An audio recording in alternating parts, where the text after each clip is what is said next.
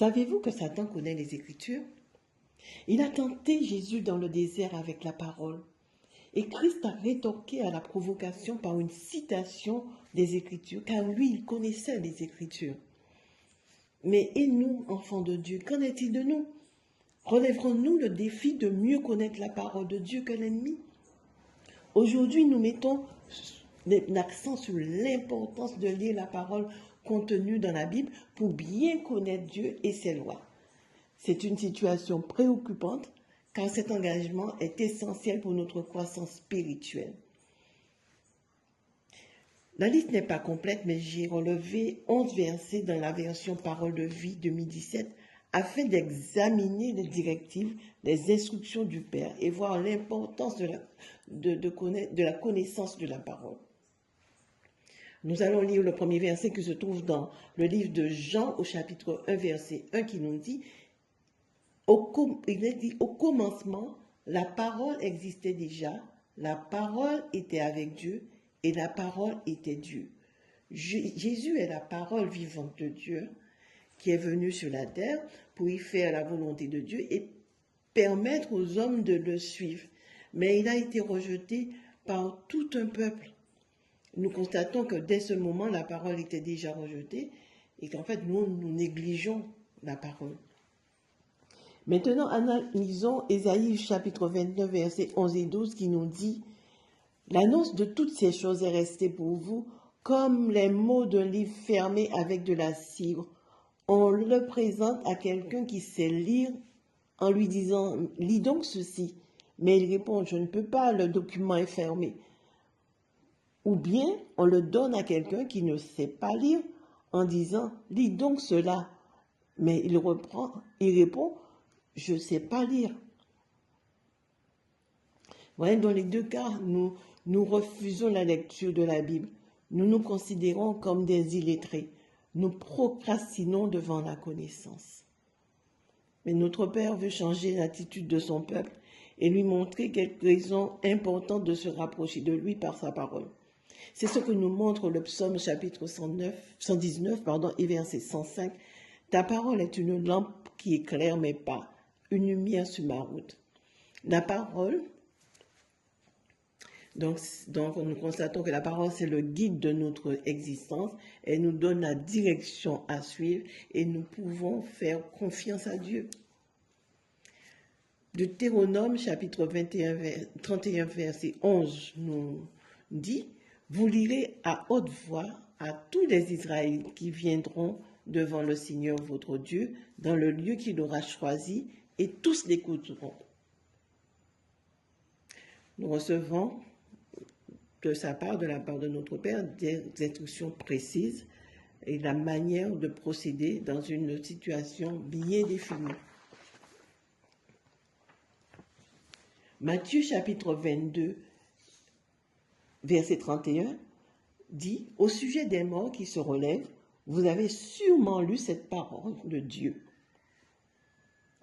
Donc, il nous exprime clairement sa position. Cependant, il faut certaines dispositions pour examiner la parole. Nous voyons cela en Romains chapitre 12, verset 2 qui dit « Ne suivez pas les coutumes du monde où nous vivons, mais laissez Dieu vous transformer en vous donnant une intelligence nouvelle. Ainsi, vous pourrez savoir ce qu'il veut, ce qui est bon, ce qui lui plaît et ce qui est parfait. » Donc là, nous voyons qu'il faut un renouvellement total de l'intelligence pour bien discerner la parole, et Dieu nous guide dans ce processus de transformation. Josué chapitre 1, verset 8 dit « Répète sans cesse les enseignements du livre de la loi, redis-le dans ton cœur, jour et nuit, ainsi tu t'efforceras d'obéir à tout ce qui est écrit.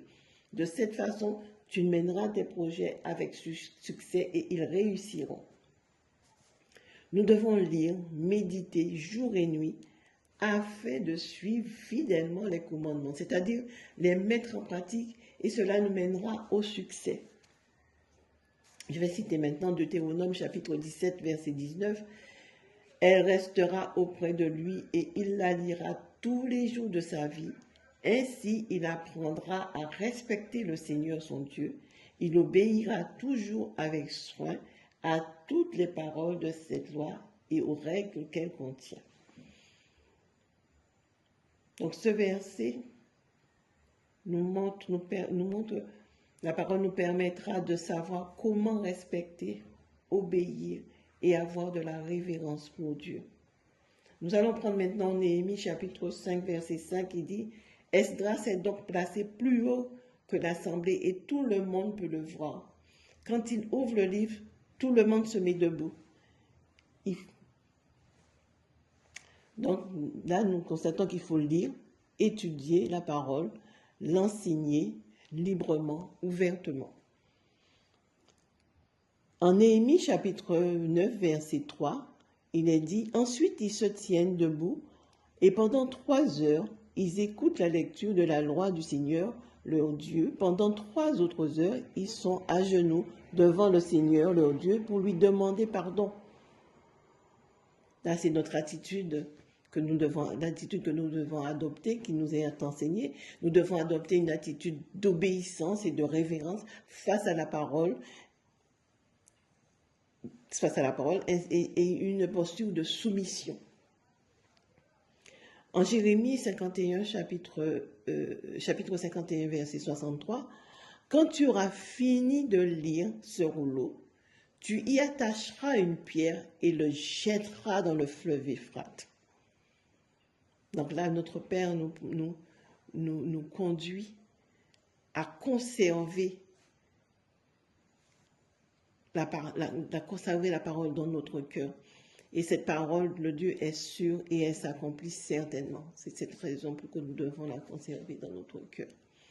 En conclusion, se priver de la parole, c'est se démunir d'enseignements précieux et de la guidance divine. Prenons donc la décision d'imiter Jésus par le rapport intime qui l'unissait aux Écritures. Il était soumis à la parole et aux lois. Ainsi, nous serons armés pour obéir à Dieu et aux lois et contrer et vaincre l'ennemi. Vous trouverez les versets utilisés en description